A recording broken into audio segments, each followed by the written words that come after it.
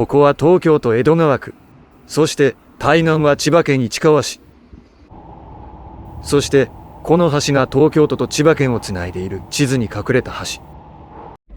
今回は都県境にある交通の常識を覆す空白地帯がテーマ。車なら一瞬、自転車なら裏技。しかし 125cc 以下のバイクにとっては絶望の遠回りが待っている。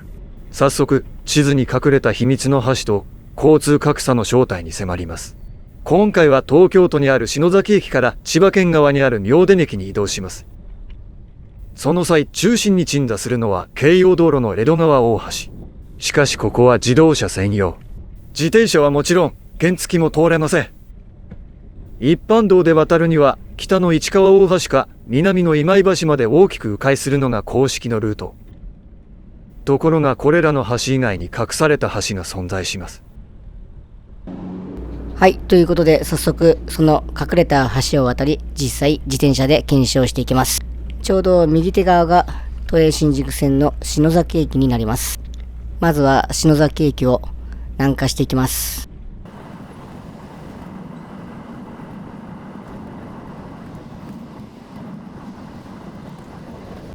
この大きな道路が国道14号京葉道路にあります。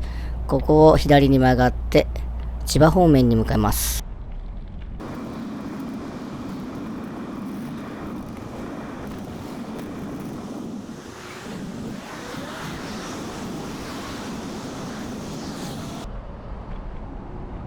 右手に江戸川大橋の入り口。この先が自動車専用道になり、歩行者、自転車はもちろん 125cc 以下のバイクも通行できます。京葉道路は一般道ではなくネクスコ東日本が管理する自動車専用の有料道路。このまま側道を進みます。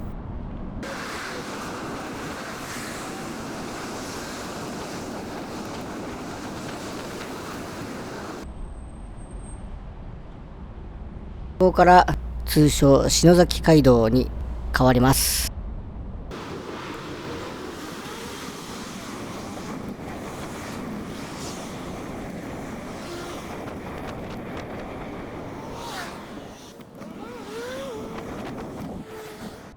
ここにゲートがありますが、この先は歩行者も自転車も通れる道路です。そして左側が江戸川になります。その江戸川の対岸が千葉県市川市です。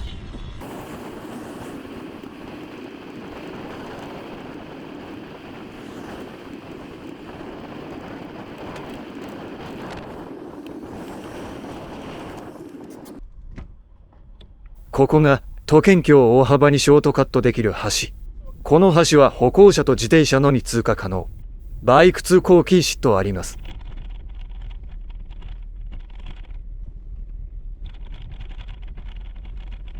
この江戸川水門は昭和18年1943年完成。戦時中から残る超レトロな土木遺産です。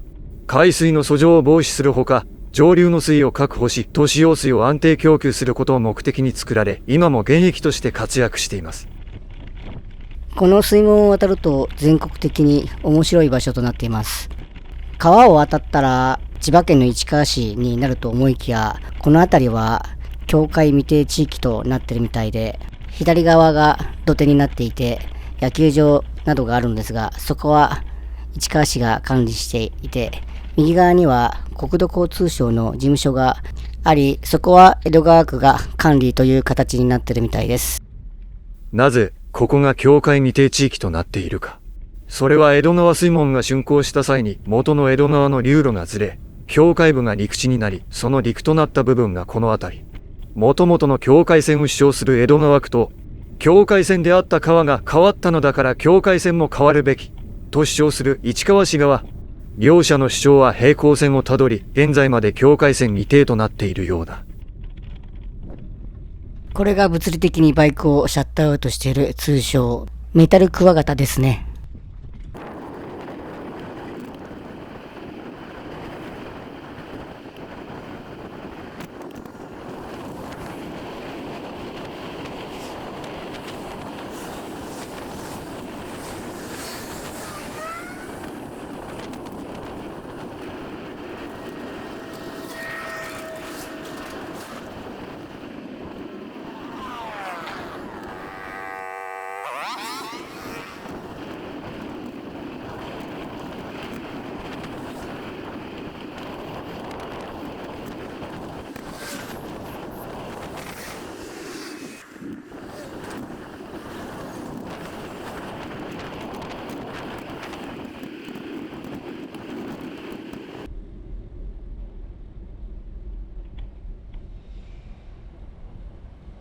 はい、こちら明田駅の方に到着いたしました。結果、16分ほどで到着。これぞ知る人ぞ知る、都県境のショートカットです。もし、篠崎から明田まで鉄路を選んだ場合、篠崎から元八幡まで都営新宿線、元八幡から西船橋を JR 総武線、西船橋から明田までメトロ東西線、所要時間は30分少々、というルートになる。ちなみに乗ってきた自転車はこちらです。16インチの折りたたみ自転車です。なので、もう少しインチの大きい自転車だったり、電動自転車だったりしたら、もう少し早く移動できるかもしれません。さて、問題はここからです。同じ二輪車でもエンジンがついたバイク 120cc 以下はどうなるのか。水門の道はバイク通行禁止。そして京葉道路は 125cc 以下は走れません。残された道は今井橋もしくは市川大橋への大迂回のみ。実際、原動機付き自転車で篠崎駅から明田駅まで迂回ルートで移動します。では、先ほどと同じく篠崎駅前から計測開始。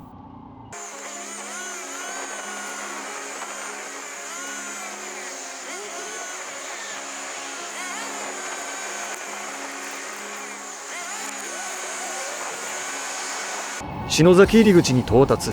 125cc 以下のバイクなので迷わず側道へ。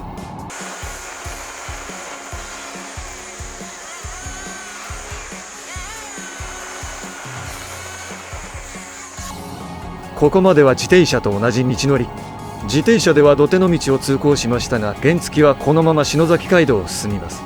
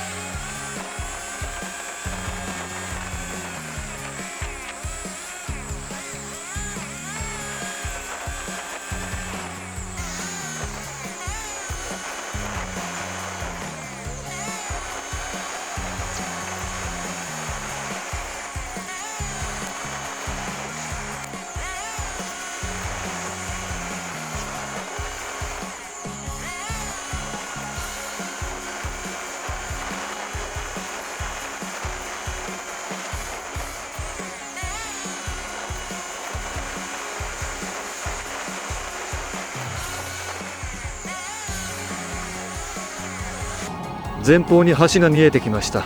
ここで左折して今井橋。東京都から千葉県まで17分かかりました。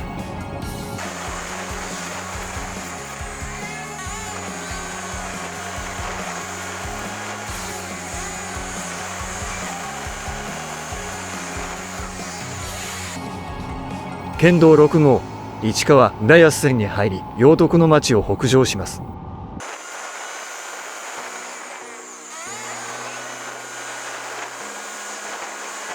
このルートを地図で見るよりかなり迂回を強いられます。その距離、なんと6キロほど遠回り。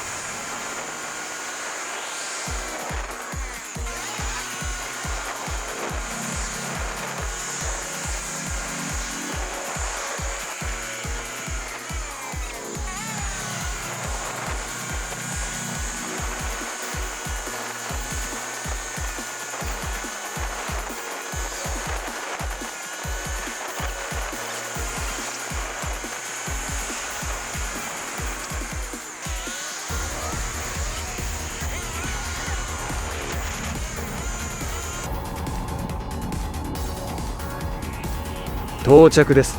所要時間は驚愕の31分。結果は自転車に15分もの差をつけられるという逆転現象が起きていました。最後に、なぜここに一般道の橋がないのか問題。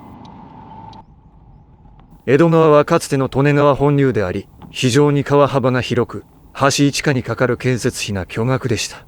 そしてまた、京葉道路という高規格道路が先行して整備されたため、一般道の優先順位が下がってしまったという歴史的背景もあります。しかし、ここに来て新しい橋が計画されている。その計画がこちら。篠崎水エリアと行徳エリアを結ぶ新しい橋の事業化に向けて、ついに事前評価などの手続きが始まっています。そうなると、125cc バイクの悲劇が終わるかもしれない、という希望のニュースをもって今回は終了です。